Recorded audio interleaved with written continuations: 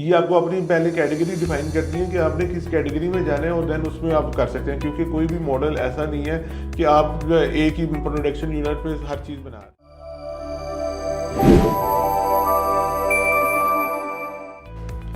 आज हम डिस्कस करने लगे हैं कि अगर आप पाकिस्तान इंडस्ट्री में क्लोथिंग बिजनेस प्लान कर रहे हैं कि किस तरीके से क्लोथिंग बिजनेस किया जा सकता है, होलसेल मार्केट में, प्राइवेट लेवल, या फिर अगर आप ई कॉमर्स स्टोर्स के ऊपर अपना बिजनेस प्लान कर रहे हैं, तो उस हवाले से हम आज शेख अब्दुल्ला साहब से जानेंगे कि कोई भी बंदा अगर क्लोथिंग बिजनेस के हवाले से प्लान कर रहा है तो उसको क्या माइंडसेट रखना चाहिए, क्या टर्म्स एंड कंडीशंस को फॉलो करना चाहिए, किस तरीके से मैन्युफैक्चरर्स के साथ उनको डील करना चाहिए।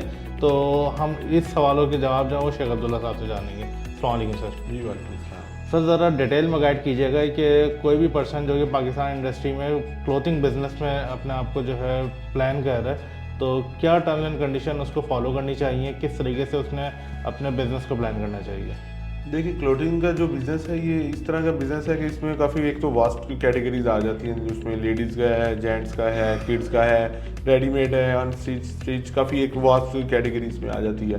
तो अगर हम इसको थोड़ा सा नैरो डाउन करते हुए हम अगर आज बात करें तो उसमें ये की जा सकती है कि जो ट्रेंड चल रहे हैं अभी पाकिस्तान के बीच में, जो ऑनलाइन में या ऑफलाइन में भी जो रेडीमेड की चीज़ें चल रही हैं, जो बेशक वो जेंट्स का है, लेडीज़ का है या किड्स का है, तो ज़्यादातर ट्रेंड जो है इस वक्त वो रेडीमेड पे ही जा रहा है। अनस्टिच का उस तरह से ट्रेंड नहीं है, तो उस तरह से लोग उसको पसंद नहीं अब कर रहे। हर बंदे के पास या टाइम नहीं है या जो भी उनकी मसरूफियात है उसकी वजह से वो रेडीमेड की तरफ जा रहे हैं। तो रेडीमेड की इंडस्ट्री जो है वो पाकिस्तान में इस वक्त ज़्यादा अच्छी जा रही है, तो आप उसके ऊपर बड़े अच्छे से बिजनेस जो है वो कर सकते हैं।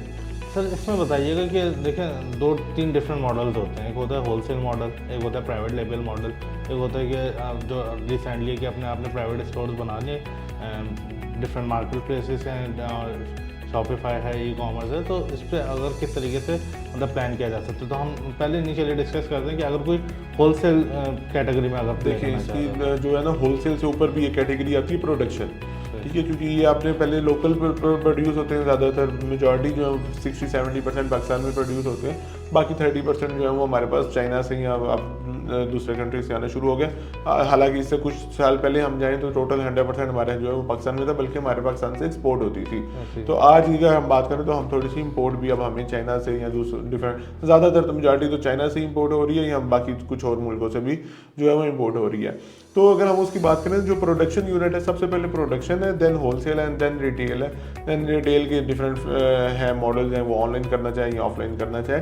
तो आपने अगर तो प्रोडक्शन यूनिट में जाना है तो देन प्रोडक्शन में ये है कि आपने मशीनें लगानी है और अपने खुद की एक कैटेगरी डिफाइन करनी है कि मैंने फॉर एग्जांपल मैंने शर्ट्स बनानी है, मैंने स्वेट शर्ट बनानी है, मैंने जीन्स बनानी है, या मैंने शलवार कमीज बनाना है, या क्या चीज़ बनानी है। ये आपको अपनी पहले कैटेगरी डिफाइन करनी है कि आपने किस कैटेगरी में जाना है और देन उसमें आप कर सकते हैं, क्योंकि कोई भी मॉडल ऐसा नहीं है कि आप एक ही प्रोडक्शन यूनिट पे हर चीज़ बना रहे हैं। हर चीज़ की प्रोडक्शन यूनिट अलग-अलग होता है, तो देन आपको अपनी नीच डिफाइन करनी है और देन उसके बीच में आपको रहते हुए हो गया, ये हो गया प्रोडक्शन का। देन उसके बाद आ जाते हैं होलसेलर्स। अब कुछ लोग जो है वो प्रोडक्शन यूनिट्स वाले वो डायरेक्ट रिटेलर को माल दे देते हैं, कुछ ने दरमियान में अपने डिस्ट्रीब्यूटर या होलसेलर भी बिठाए होते हैं। तो जो होलसेलर्स होते हैं उन्होंने भी अपनी कैटेगरी डिफाइन की होती है। वो ये करते हैं कि लाइक अगर वो जेंट्स का काम कर रहे हैं तो जेंट्स में वो 2 या 3 कैटेगरी में चले जाएंगे। अब वो शर्ट्स का अगर काम करते हैं तो शर्ट के साथ टी शर्ट में एंड जो है स्वेट शर्ट में चले जाएंगे। अगर वो जीन्स का काम करते हैं तो देन वो साथ उसके दूसरी फॉर्मल पैंट्स में भी चले जाएंगे।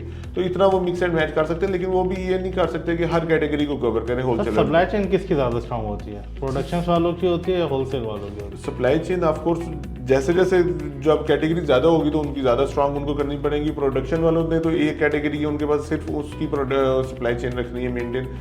होलसेलर्स के पास 3-4 कैटेगरीज मिक्स हो जाती है तो उन्होंने उसकी सप्लाई चेन को मिक्स करना है। और जब रिटेलर की बात करते हैं तो रिटेलर के पास तो 20 से ज़्यादा कैटेगरीज होती हैं। उसके पास तो आप जिस तरह के पाकिस्तान में स्टोर्स बन रहे हैं तो उनमें ladies, gents, kids, each and everything उन्होंने इंक्लूड की होती है। तो उनकी सप्लाई चेन फिर उस हिसाब से होती है। उनकी तो डेली बेसिस पे प्रोक्योरमेंट भी की जाती है और उन पर काम किया जाता है। सप्लाई चेन को स्ट्रॉन्ग किस तरह किया जाता है सर क्लोथिंग? उसको सप्लाई चेन को इस तरह से आपकी डिमांड पे सारा डिपेंड करता है कि आपकी डिमांड किस तरह से है। डिमांड को देखते हुए आपने अपने यूनिट्स को फुलफिल रखना है ताकि आप कभी भी आउट ऑफ स्टॉक भी ना हो और ओवर स्टॉक भी ना हो। क्योंकि ओवर स्टॉक होने का आपको नुकसान ये होता है कि आपका जो सीज़न चेंज हो जाता है। अब सीज़न पाकिस्तान में इस वक्त जो है वो कुछ जो मिड सीज़न होता है वो तो फिक्स होता है, लेकिन जो है सीज़न स्टार्ट और एंडिंग जो है वो किसी भी वक्त चेंज हो सकता है। तो अब जिस तरह अभी अब मौसम चल रहा है, तो अभी तक समर नहीं आया, लेकिन अभी किसी भी दिन अचानक से जो है वो एकदम जो है वो बूम आएगा, और जो है आप अचानक जो है वो गर्मी की तरफ मौसम जाएगा, तो उसमें अचानक से आपको गर्मियों के कपड़े चाहिए होंगे। तो उसके लिए सप्लाई चेन आपने जो रिटेलर्स हैं इस वक्त उन्होंने तैयारी कर ली हुई है और तैयार बैठे हैं कि बस अब वो धूप पड़े और वो अपना नया स्टॉक जो है वो खोल के लगाएं। तो इस तरह से उनको फिर लाइव जो है ना वो देखनी पड़ती है कि अब मौसम चेंज हो रहा है या कोई इवेंट आ रहा है, ईद आ रही है, तो ईद के लिए उनको लहदा से चाहिए। अब जिस तरह अभी का टाइम है, अब भी उनको सीज़न के भी चाहिए और ईद के भी चाहिए, तो इन दोनों चीज़ों को मेंटेन रखना है उन्होंने। तो इस तरह से ये सारी चीज़ों को लाइव जो है वो मार्केट में बैठ के देखा जा सकता है। सर इसमें बजट के हवाले से बताइएगा कि होलसेलर और रिटेलर में किस तरीके से बजट डिफरेंस होता है, और मिनिमम मैक्सिमम क्या बजट जो है वो डिसाइड करना चाहिए बिजनेस प्लान करने के लिए। देखिए, इसका बजट जो है ना वो आपकी कैटेगरी, जिस तरह हमने बात की है कि डिफरेंट कैटेगरीज हैं, उसी में ही आपका बजट भी डिफाइन होता है कि बजट अब आप फॉर एग्जांपल जो होलसेलर्स हैं उनको ऑफकोर्स ज़्यादा बजट चाहिए, उनको एक रिटेलर से 300 या 400 टाइम ज़्यादा बजट चाहिए, क्योंकि उन्होंने डिफरेंट रिटेलर्स को एट ए टाइम फुलफिल करना है, उन्होंने उनको माल सप्लाई करना है। तो वो जितना अच्छा बजट होगा उतनी ज़्यादा आपकी जो है अच्छे रेट पे आप प्रोडक्शन यूनिट से चीज़ परचेज़ कर सकेंगे और आगे रिटेलर को उतने अच्छे रेट पे दे सकेंगे। एक चीज़ का बस जो फोकस रखना पड़ता है इस चीज़ में ये है कि बहुत ज़्यादा जो है डेबिट बहुत ज़्यादा होता है, तो उस चीज़ पे थोड़ा सा फोकस करना चाहिए। अभी बल्कि कम होता जा रहा है, लेकिन पिछले टाइम में बहुत ज़्यादा क्रेडिट चलता होता था कि आपने आज सामान देना है तो देन 3-3 महीने या पूरा सीज़न जो है वो उस बिल के लिए आपने फेरे मारते रहना है, जिसको ग्राई कही जाती है, ग्राई करने जाना है। तो वो वीकली आपका जो है वो प्रोडक्शन यूनिट वाला या आप होलसेलर आपकी शॉप पे आता है और आप उसको अगर आप 1 लाख का बिल है तो आपको 2,000-5,000 पकड़ा देता है और कहता है बाकी अगले हफ्ते।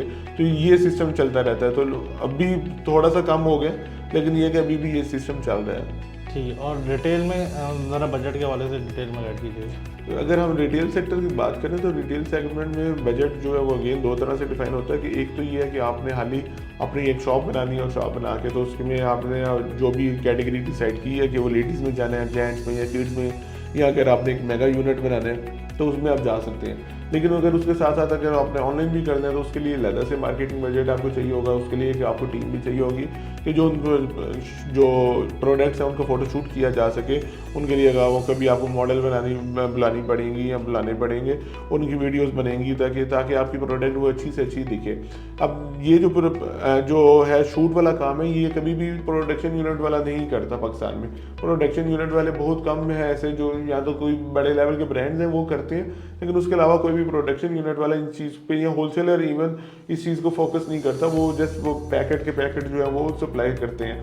तो जो रिटेलर है उसका है कि उसको ये सारा कुछ पे फोकस करना है, उनको डमीज़ में सूट भी लगाने हैं, उनको डमीज़ भी यूज़ करनी है, डिस्प्ले बनाना है, और या उनको फ़ोटोशूट चाहिए अगर वो ऑनलाइन का काम कर रहे हैं, वीडियो शूट चाहिए, तो ये सारी चीज़ें उसके लिए। तो उसके लिए ऑफकोर्स एक अच्छा हैंडसम बजट हो तो तभी वो अच्छा बिजनेस कर सकता है। मिनिमम आपके अंदाजे के मुताबिक कितना होना चाहिए?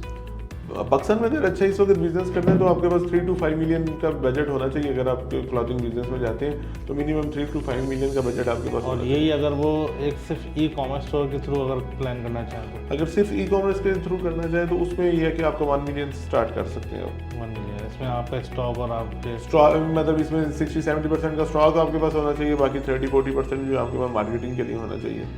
Thank you sir.